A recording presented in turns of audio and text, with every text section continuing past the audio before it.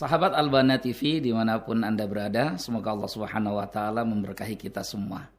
Kita coba akan bersama-sama mendengarkan satu kisah yang luar biasa dari para sahabat Nabi Ridwanullahi alaihim. Terkhusus apa yang akan kita dengarkan adalah kisah seorang yang berhijrah dari kegelapan. Beliau adalah manusia yang awal hidupnya kelam, gelap, penuh dengan kejahatan, tapi kemudian akhir hidupnya di atas cahaya dan petunjuk. Karena memang begitulah cerita hidup manusia. Rasulullah Shallallahu Alaihi Wasallam bersabda, "Innamal a'malu bikhawatimiha." Rawahu muttafaqun alaih. Sesungguhnya pamungkas amalan seseorang itu tergantung di akhir kehidupannya, bukan pada awal mula kehidupannya. Sahabat yang mulia ini adalah orang yang pertama kali mengucapkan salam dalam Islam. Assalamu alayka ayuhan nabi, atau assalamu alayka ya Rasulullah. Maka kemudian salam ini dijawab oleh Rasulullah sallallahu alaihi wasallam, wa alaikassalam wa rahmatullah. Sahabat yang akan kita kaji pada saat ini adalah sahabat yang sangat pemberani, karena beliau termasuk orang yang awal-awal kali masuk Islam. Bahkan dalam kondisi Islam yang sangat lemah ketika itu di kota Mekah.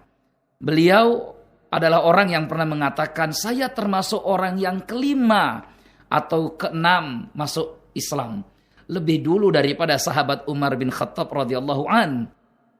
Siapa laki-laki ini? Laki-laki ini bernama Abu Dzar Al-Ghifari radhiyallahu an. Nama aslinya Jundub ibnu Junadah, yang kunyah panggilan beliau lebih kita kenal daripada nama aslinya. Abu Dzar Al-Ghifari adalah seorang sahabat berasal dari keturunan Ghifari atau Ghifar. Bani Ghifar oleh masyarakat Mekah sangat dikenal sebagai kaum atau kabilah yang keras karena mereka rata-rata adalah seorang perampok. Bani Ghifar juga dikenal sebagai kaum yang sangat pemberani. Bani Ghifar juga sangat dikenal oleh masyarakat Arab sebagai kabilah yang paling tahu tentang jalan-jalan di padang pasir Timur Tengah. Saudaraku yang dimuliakan Allah Subhanahu wa Ta'ala, sahabat Albana TV, kembali kepada tema tentang sahabat Abu Dzar Al-Ghifari. Laki-laki ini ketika mendengar Rasulullah Shallallahu Alaihi Wasallam diutus, atau mendengar ada seorang nabi yang diangkat diutus oleh Rob yang menciptakan langit dan bumi di kota Mekah, dia langsung penasaran sehingga memerintahkan adiknya bernama Unais untuk datang ke kota Mekah. Tapi yang menarik, di masa-masa terakhir seorang Abu Dzar yang biasa kesehariannya merampok dan lain sebagainya, dia temukan kejenuhan dalam perbuatan dosa yang dia lakukan.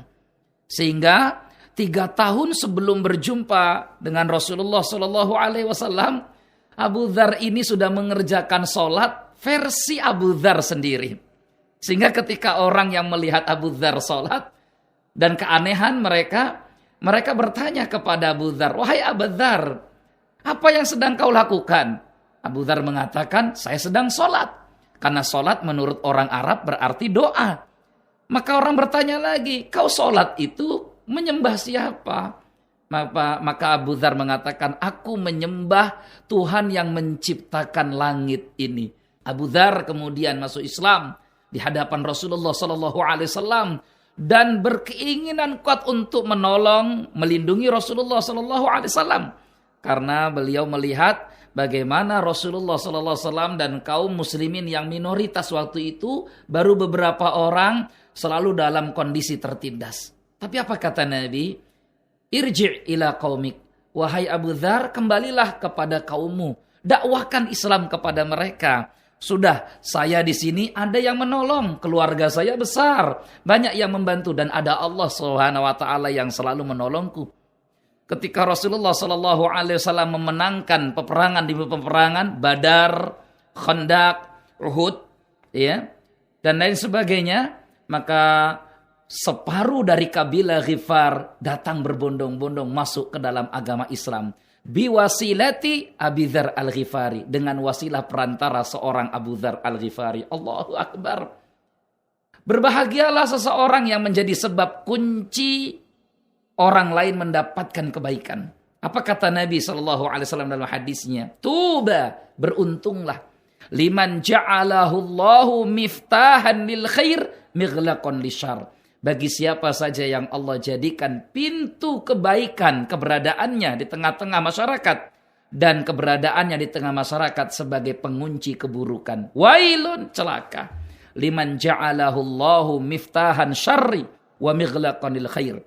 Bagi siapa saja yang keberadaannya di tengah masyarakat jadi sebab terbukanya keburukan dan ditutupnya kebaikan. Allahu Akbar. Abu Dzar hadir sebagai pencerah yang memberikan cahaya kepada kaumnya sehingga semuanya kemudian masuk Islam.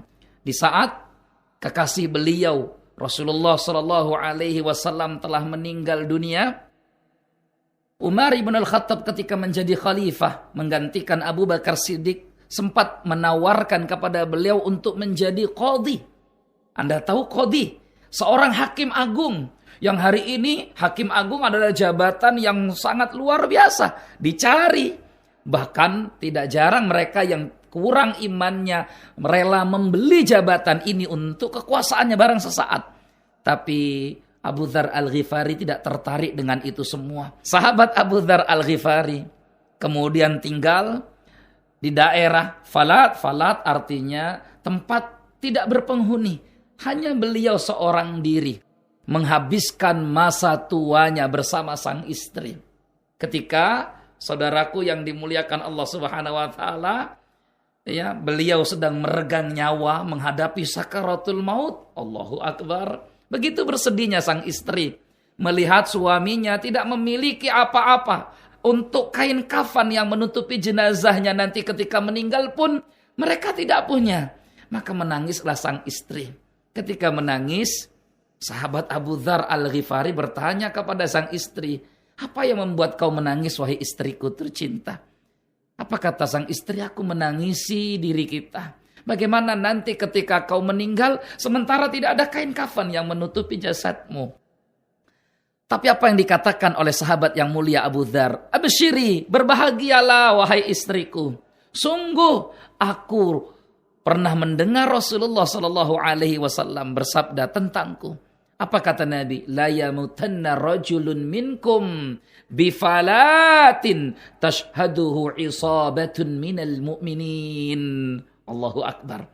Apa kata Nabi? "Sungguh kau akan meninggal wahai Abu Dzar di tempat tidak berpenghuni, sendirian. Tetapi jenazahmu akan disolatkan oleh sekelompok orang-orang yang beriman." Kau silakan lihat ke pinggir jalan sana. Jangan-jangan ada kaum mukminin yang lewat. Maka sang istri pun keluar mematuhi permintaan sang suami. Dilihat jalan dari ujung ke ujung. Tidak juga menemukan gerak atau bayangan. Sampai kemudian ditemukan beberapa rombongan. Dan ditanyakan kepada mereka. Ternyata mereka adalah rombongan para sahabat Nabi Ridwanullahi alaihim. Allahu Akbar. Abu Dzar Al-Ghifari meninggal di dalam tendanya. Dan disaksikan oleh banyak para sahabat Nabi. Salah satunya adalah sahabat yang mulia Abdullah bin Mas'ud radhiyallahu an. Saudaraku yang dimuliakan Allah, apa yang kita pelajari dari kisah tentang sahabat Abu Dzar Al-Ghifari? Yang pertama adalah semangat hijrah untuk berubah. Bahwa perubahan itu selalu menuntut pengorbanan. Maka ketika kita memutuskan diri untuk berubah, hijrah, meninggalkan dosa, maksiat dan kejahiliahan, maka untuk menggugurkan dan menghapuskan dosa-dosa itu, Allah Subhanahu wa taala menuntut kita pengorbanan. Yang kedua adalah semangat terus untuk memperbaiki diri. Karena semangat hijrah jika tidak dibarengi dengan kemauan untuk memperbaiki diri dan belajar, maka hijrah kita akan putus di tengah jalan. Abu Dzar Al-Ghifari, beliau terlambat mungkin dalam usianya untuk masuk Islam. Tapi keterlambatannya tidak membuat dia patah arang, semakin bersemangat untuk belajar. Dan di antara ilmu yang sampai kepada kita hari ini, yang dibawakan oleh sahabat Abu Dzar adalah tentang satu amalan yang lebih baik daripada harta yang disedekahkan dalam fi sabilillah.